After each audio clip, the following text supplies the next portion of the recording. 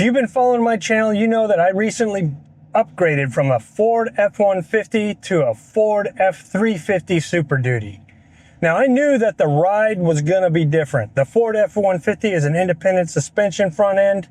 The Super Duties all have solid axle front ends. I knew that the ride quality wasn't going to be as nice as a 150, but I wanted a Super Duty to do all the hauling that I needed. But what I didn't expect was that there would be a vibration coming off of that front axle, but I found a solution for it.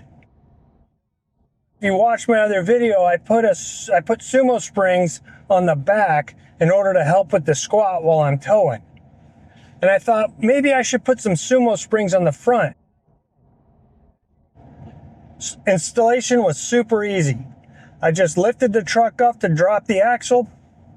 I popped up the factory bump stock and then just screwed in the new ones, dropped the truck back down on its tires, and there you go. And you can see from the video, there's always contact between the frame and the suspension now, which really helped reduce that extra vibration I was feeling on the road.